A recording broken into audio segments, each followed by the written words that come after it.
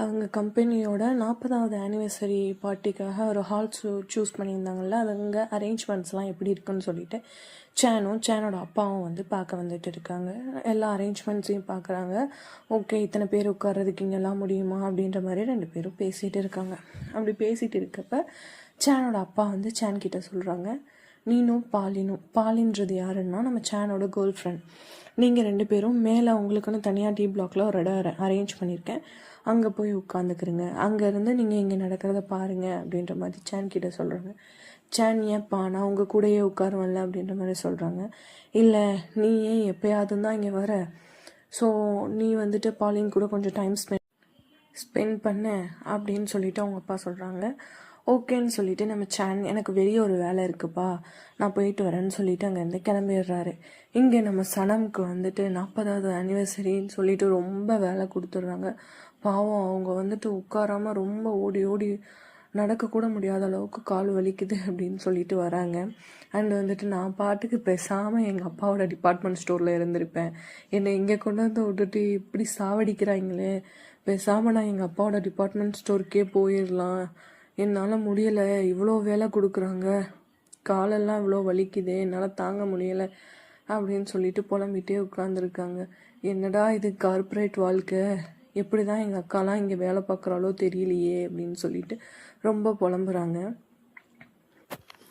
அவங்க அப்படி புலம்பிக்கிட்டு இருக்கும்போது அங்கே நம்ம ஜேஜே வராங்க. ஜேஜே வந்துட்டு, என்ன சனம், நீ இன்னும் பார்ட்டிக்கு கிளம்பலையா, நம்மளோட கம்பெனி 40வது ஆனிவர்சரி பார்ட்டிக்கு நீ வரலையா அப்படின்ற மாதிரி நம்ம சனமை பார்த்து ஜேஜே கேட்குறாங்க. உடனே நம்ம சனம், இல்லை எனக்கு முடியலை, என்னால் வர முடியாது, இவ்வளோ வேலை வாங்கிட்டு இப்போ என்னை பார்ட்டிக்கு கூப்பிட்றீங்களா, என்னால் வர முடியாது அப்படின்னு சொல்கிறாங்க.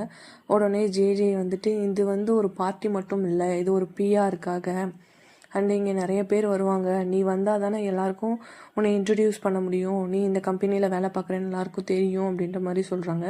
உடனே நம்ம சனம், நான் ஜாயின் பண்ணி ஒரு நாள் தானே ஆச்சு, நான் வராததை யார் நோட் பண்ண போகிறா, நான் வரலைன்னு யாரும் கண்டுக்கிற மாட்டாங்க, என்னையெல்லாம் யாரும் தேட மாட்டாங்க அப்படின்ற மாதிரி சொல்கிறாங்க.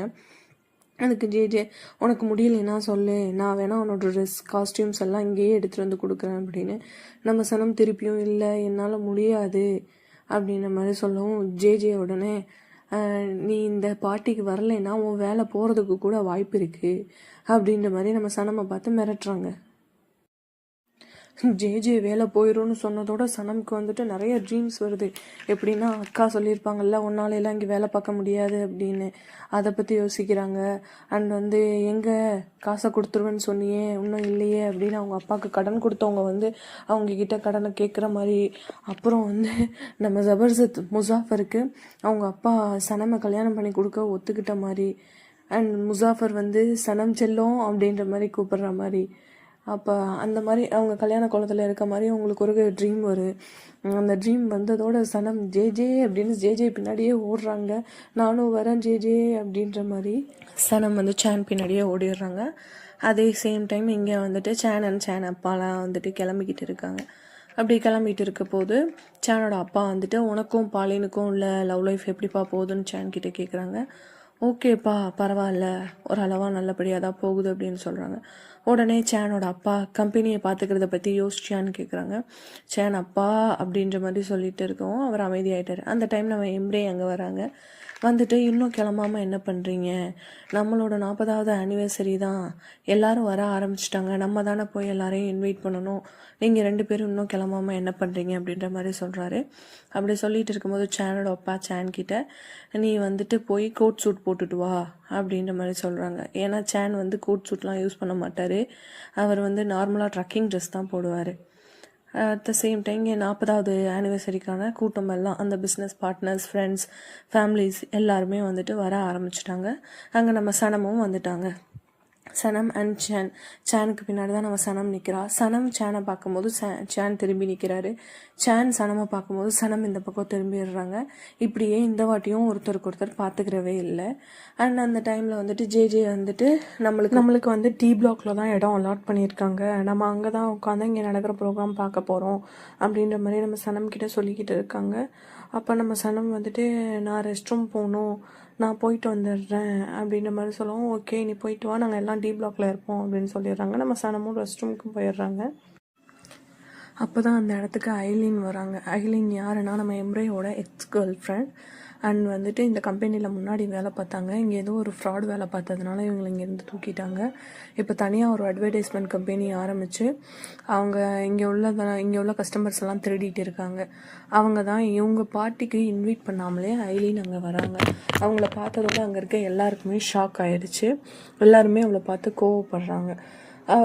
அவள் கூலாக நடந்து வந்து அசீஸ் சார், அதாவது சேனோட அப்பா, அவங்கக்கிட்ட வந்து கங்க்ராச்சுலேஷன் அப்படின்ற மாதிரி சொல்கிறாங்க.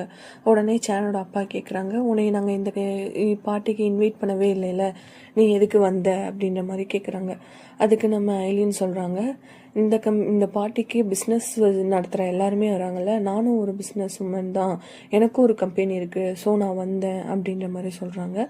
உடனே சேனோட அப்பா சொல்கிறாரு, நாங்கள் திருடிகளெல்லாம் இன்வைட் பண்ணலை அப்படின்ற மாதிரி சொல்லவும் நம்ம ஐலின் வந்துட்டு சொல்கிறாங்க, நான் திருடி இல்லை, நீங்கள் தான் திருட, என்னோடய லவ் லைஃப்பை திருடிட்டீங்க, என்னோடய கெரியரை திருடிட்டீங்க, என்னோடய ஜாப்பை திருடிட்டீங்க, என்னோடய ஃப்யூச்சரை திருடிட்டீங்க அப்படின்ற மாதிரி சொல்லுவாங்க.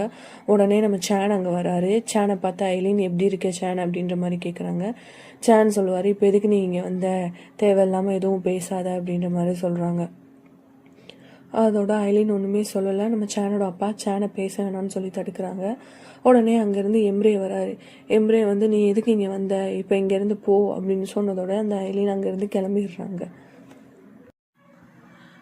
இங்கே எம்ரே வந்து சொன்னதோட ஐலின் கிளம்பிடுறாங்க.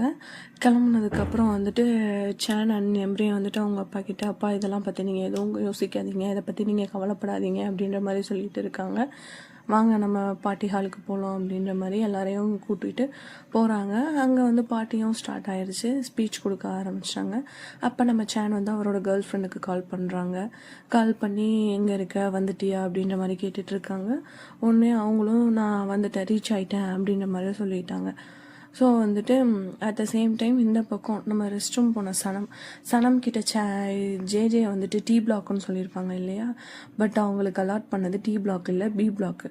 ஜேஜே மாற்றி சொல்லிட்டாரு. ஜேஜே நினச்சிருப்பாரு, ஓகே சனம் கரெக்டாக வந்துடுவா அப்படின்ற மாதிரி நினச்சிருப்பாரு. பட் நம்ம சனம் வந்துட்டு அது தெரியாமல் டி பிளாக்குக்கு தான் போய்கிட்டு இருப்பாங்க. இந்த பக்கம் வந்துட்டு சேனோட கேர்ள் ஃப்ரெண்டும் நான் ரீச் ஆகிட்டேன் அப்படின்ற மாதிரி சொல்லிட்டாங்களா. சனமும் வந்துட்டு அந்த டி பிளாக்ல உள்ள ஹாலுக்கு போகிறாங்க. உள்ளே போனால் சரியான இருட்டாக இருக்குது. அந்த டைம் நம்ம சேன் வந்து அந்த ரூமுக்கு வந்திருக்கிறது அவங்களோட கேர்ள் ஃப்ரெண்ட் பாலின்னு தான் நினச்சி வந்து அவங்கள கிஸ் பண்ணிடுவாங்க. கிஸ் பண்ணால் ஃபுல்லாக இருட்டாக இருக்குது. யார் கிஸ் பண்ணுறா, யாரை கிஸ் பண்ணுறாங்கன்றது ரெண்டு பேருக்குமே தெரியல.